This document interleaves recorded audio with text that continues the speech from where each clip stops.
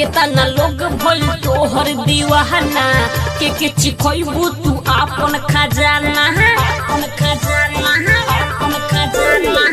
केतना लोग भइल तोहर दीवाना के चिखइबू तू आपन खजाना। अब करत सब लोग अति हे कृति हमके बना ल तू पति कोनो होई न छती।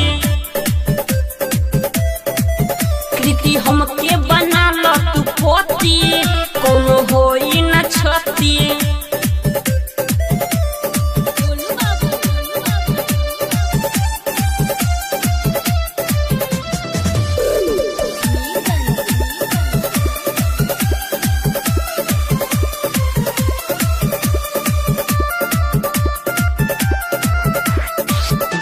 तू ही तो हऊ हमार जान हो तोहरे में बसेला परान हो। गोतिया तू मानो हेने आव हो दिलवा के लाला सा पुराव हो। इज्जत कोइलो त कैसे किलोती